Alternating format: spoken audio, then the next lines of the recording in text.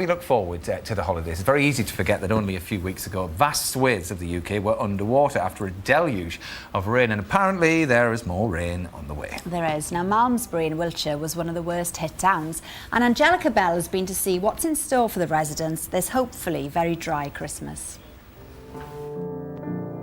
The community of Malmesbury holds the title of the oldest borough in Britain, created way back in 880 AD by Alfred the Great. But more recently, this town has become famous for a less desirable reason. After days of rain, the River Avon burst its banks and caused the worst flooding this area has seen in 70 years. I'm now off to meet Jenny Whitby, whose house was the most affected by the floods. She's going to show me around and show me what sort of devastation happened to her home. It actually reached the top of the big arch, and it started then coming over the wall. It's ruined everything out here. Everything out here. This is the line on the wall where the water got to here. We come in this door and we have our dining room here, and this is where we all sit at Christmas, and we decorate this, and my children like it decorated in the same fashion, so we hang things off the beams. They always want it the same, and we put the tree in the same place, and we just make it really Christmassy. It's absolutely ruined. Yeah, it is ruined. Everything is ruined. It's just caused complete chaos, really, to our lives. Jenny is not the only one who had Christmas plans disrupted. The local Amateur Dramatic Society had a battle to save this year's Panto, an important event in the community. So tell me a little bit about what happened with the flooding. It came so quickly. That was the thing. And in the middle of the night. I could see it was a torrent, and I held onto the rails along the side here and came through, and it came up to sort of top of my thigh level. You don't know what you're stepping in. We didn't know whether the manhole out there was still a manhole or whether you could have gone down the hole.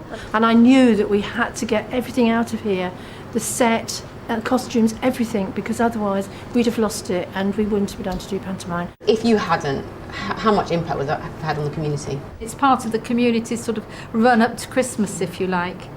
So it would have been, I think it would have been quite devastating. Just next door, the local football club have not been so lucky. Phil and Julie Exton, who run it voluntarily, were already struggling to keep it afloat. At the worst stage, it was virtually up to your waist in the middle of the pitch. The club hasn't got a lot of finances behind it, and we just couldn't afford to be shut. Tell us a bit about the damage that was caused here. The doors are damaged, the walls are damaged. Will the insurance cover it? No, there's no insurance, not for flooding. We've got to find the money for it, and I don't know how. What does that imply for The Hellenic League, which the first team play in, has to have showers working, or else you can't play the game. So it will close? So we will have to, we will not be open then, and that means no money coming in. I'm really worried. While the football club are left saving themselves, Tom and Carol, who run the nearest pub to the flooding, were helping save others.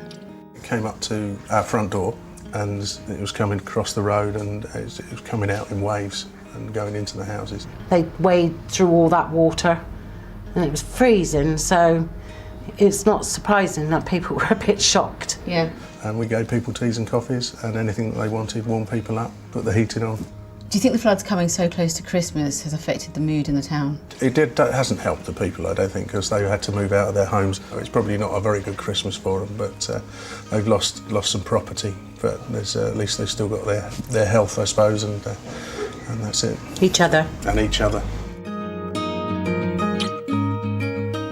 Oh, the poor people of Malmesbury. That's terrible, isn't it, in the run-up to Christmas? But Jenny...